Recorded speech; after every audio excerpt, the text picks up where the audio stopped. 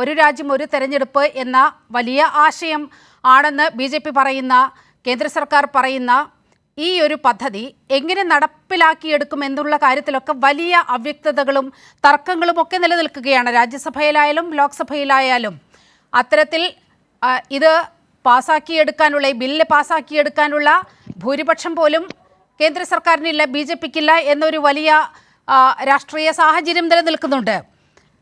എങ്ങനെയാണ് നിങ്ങൾ ഇത് പ്രാവർത്തികമാക്കാൻ ഉദ്ദേശിക്കുന്നത്? അതോ എപ്പോഴെങ്കിലും നടപ്പാക്കും എന്ന് വിശ്വസിക്കപ്പെടുന്ന ഇത് ഇപ്പോൾ നരേന്ദ്രമോദി സർക്കാർ അധികാരത്തിൽ വന്ന് ഇപ്പോൾ 100 വർഷം പിന്നിട്ടിരിക്കുകയാണ്. ഇതിനിടയിൽ കാര്യമായ എടുത്തു പറയത്തക്ക വലിയ കാര്യങ്ങളൊന്നും നടപ്പിലായിട്ടുമില്ല. അപ്പോൾ ഒരു മുഖം മിനുക്കൽ നടപടിയുടെ ഭാഗമായാണ് ഇത്തരത്തിൽ വലിയൊരു പ്രഖ്യാപനം ഇത്തരത്തിൽ കേന്ദ്രമന്ത്രിസഭ ഈ ഒരു ഇതിൻ്റെ അംഗീകാരത്തിലൂടെ കമ്മിറ്റി റിപ്പോർട്ടിൻ്റെ അംഗീകാരത്തിലൂടെ നൽകിയിരിക്കുന്നത്. അതൊരു രാഷ്ട്രീയ പ്രൊപ്പഗാൻഡ മാത്രമാണോ? ഇത് നടപ്പിലാക്കുന്ന കാര്യത്തിൽ ആശയ വ്യക്തതയുണ്ടോ? ശ്രീ പ്രിന്റു മഹാദേവ്.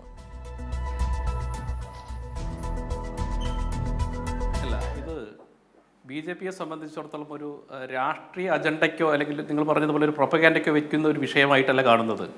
ഇത് രാജ്യത്തിൻ്റെ സുസ്ഥിര വികസനത്തിനു വേണ്ടി രാജ്യം ലോകത്തിലെ ഏറ്റവും വലിയ സാമ്പത്തിക സാമൂഹിക ശക്തിയായി മാറുന്ന സാഹചര്യത്തിൽ നമുക്കറിയാം, ലോക ജനാധിപത്യത്തിൻ്റെ മാതാവ് എന്നാണ് ഭാരതം അറിയപ്പെടുന്നത്. അപ്പോൾ സ്വാഭാവികമായി ജനാധിപത്യത്തിൽ ഏറ്റവും പ്രധാനപ്പെട്ട ഒരു കാര്യമാണ് ഇലക്ഷൻ. ആ ഇലക്ഷനുമായി ബന്ധപ്പെട്ട് ഒരു രാജ്യം ഒരു തെരഞ്ഞെടുപ്പ് എന്ന് പറയുന്ന ഒരാശയം, ആ ആശയം നടപ്പിലാക്കുന്നത് രാജ്യത്തിൻ്റെ പുരോഗതിക്കും വികസനത്തിനും വേണ്ടിയാണ്. നമുക്കറിയാം 130 കോടി ജനങ്ങൾ ജീവിക്കുന്ന ഒരു രാജ്യമാണ് ഭാരതം. ആ രാജ്യത്തിനെ സംബന്ധിച്ചിടത്തോളം ചില കാര്യങ്ങളിൽ ചില നയപരമായിട്ടുള്ള തീരുമാനങ്ങൾ എടുത്തില്ലെങ്കിൽ ഈ രാജ്യത്തിൻ്റെ വികസനത്തെ അത് എല്ലാ അർത്ഥത്തിലും സ്വാധീനിക്കുന്ന ഒരു കാര്യമാണ്. ഇപ്പം നിങ്ങൾ നേരത്തെ പറഞ്ഞതുപോലെ തന്നെ ഇത് നടപ്പിലാക്കുമോ ഇല്ലോ എന്നുള്ളതല്ല, ഇത് നടപ്പിലാക്കാൻ വേണ്ടി മാത്രമാണ് കേന്ദ്ര സർക്കാർ മുന്നോട്ട് വന്നിട്ടുള്ളത്. നിങ്ങൾ നേരത്തെ സൂചിപ്പിച്ചതുപോലെ തന്നെ ഇത് നടപ്പിലാക്കാനുള്ള കൃത്യമായ ഭൂരിപക്ഷം ഞങ്ങൾക്കുള്ളത് കൊണ്ടാണ് ഞങ്ങൾ ഈ പദ്ധതിയുമായിട്ട് അല്ലെങ്കിൽ ഞങ്ങൾ ഈ പ്ലാനുമായിട്ട് മുന്നോട്ട് വന്നിട്ടുള്ളത്. അതുകൊണ്ടാണല്ലോ കേന്ദ്ര മന്ത്രിസഭ അംഗീകാരം നൽകിയിട്ടുള്ളത്.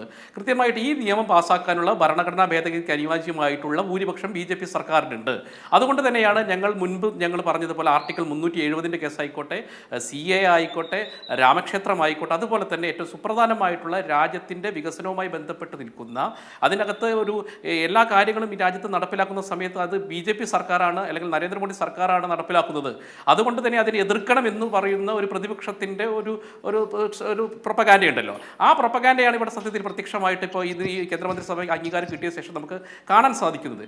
ഞങ്ങളെ സംബന്ധിച്ചിടത്തോളം കൃത്യമായിട്ട് ആത്മവിശ്വാസമുണ്ട്.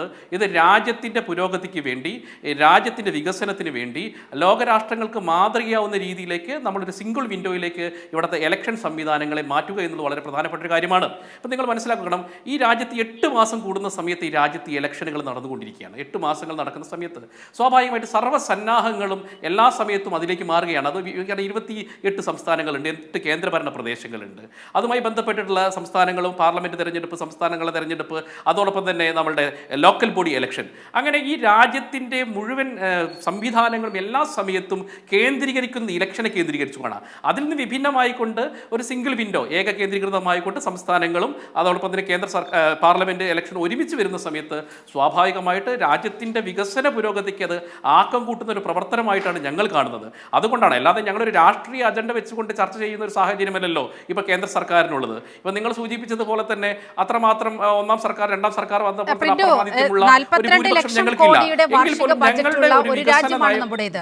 നിങ്ങൾ ചെലവ് ചുരുക്കലിന്റെ ഭാഗമായാണ് ഇത്തരത്തിലൊരു വലിയ നീക്കം നടത്തുന്നതെന്ന് പറയുന്നു. അതൊരു വികസനത്തിലേക്കുള്ള നാന്ദി കുറിക്കലാണ് എന്നൊക്കെ പറയുന്നുണ്ട്. നോക്കൂ, 42 ലക്ഷം കോടി ബജറ്റ് വകയിരുത്തലുള്ള ഒരു രാജ്യമാണ് നമ്മുടേത്. ഈ പൊതുവായി ഈ ഒരു തെരഞ്ഞെടുപ്പ് നടത്തണമെങ്കിൽ 4200 കോടി രൂപയുടെ ഒരു ചെലവേ വരുന്നുള്ളൂ. അപ്പോൾ ഇതൊരു ചെലവ് ചുരുക്കലിൻ്റെ ഭാഗമാണ് ഇത് പറയുന്നതിൽ അർത്ഥമുണ്ടോ? കാരണം ഇവിടെ സംസ്ഥാനങ്ങളുടെ അധികാരങ്ങൾ, ഇപ്പോൾ ഏതൊക്കെ സംസ്ഥാന സർക്കാരുകൾ ഇത്തരത്തിലൊരു ഇത് നടപ്പിലാക്കുമ്പോൾ, പദ്ധതി നടപ്പിലാക്കുമ്പോൾ, നയം നടപ്പിലാക്കുമ്പോൾ കാലാവധി പൂർത്തിയാകാതെ പിരിച്ചുവിടപ്പെടേണ്ട അല്ലെങ്കിൽ അസാധുവാക്കപ്പെടേണ്ട ഒട്ടേറെ സർക്കാരുകൾ ഉണ്ടാവും. ഇന്ത്യയുടെ ഒരു വൈവിധ്യം, ഇവിടുത്തെ ഒരു കാലാവസ്ഥ, ഒരു സൈഡിൽ എക്സ്ട്രീം ചൂടാണെങ്കിൽ ഒരു സൈഡിൽ എക്സ്ട്രീം തണുപ്പാണ്. അപ്പോൾ കാലാവസ്ഥയിൽ എല്ലാ തരത്തിലും വൈവിധ്യം നിലനിൽക്കുന്ന ഒരു രാജ്യത്ത് ഒരു രാജ്യം ഒരു തെരഞ്ഞെടുപ്പ് എന്നതൊക്കെ എങ്ങനെ പ്രാവർത്തികമാക്കാനാണ്? അതിനുള്ള ഒരു സംവിധാനം നമുക്കുണ്ടോ? അത്തരത്തിലൊരു ഉദ്യോഗസ്ഥ വൃന്ദം നമുക്കുണ്ടോ? ഇതൊരു തെരഞ്ഞെടുപ്പ് പ്രൊപ്പഗാൻഡ അപ്പുറം ഈ പറയുന്നത് പോലെ മുഖം മിനുക്കൽ നടപടിയുടെ ഭാഗമായി കൈക്കൊണ്ട വളരെ പെട്ടെന്ന് ആവിർഭവിച്ച ഒരു തീരുമാനം എന്ന രീതിയിൽ മാത്രമല്ലേ ഇതിനെ കാണേണ്ടതുള്ളൂ? അല്ല, എങ്ങനെയാണ് അതിനങ്ങനെ പറയാൻ സാധിക്കുക? ഇപ്പം നമുക്കറിയാലോ, പാർലമെൻറ്റ് ഇലക്ഷൻ കൃത്യമായ തീയതി 2 മാസത്തിനകം കൃത്യമായി പൂർത്തീകരിച്ചല്ലോ. അപ്പോൾ ആ പാർലമെന്റ് ഇലക്ഷൻ ആവശ്യമായിട്ടുള്ള മാൻ പവർ ആയിക്കോട്ടെ, സാമ്പത്തികമായിട്ടുള്ള കാര്യങ്ങൾ അത്രയും ആവശ്യമുള്ളൂ. അതിനോട്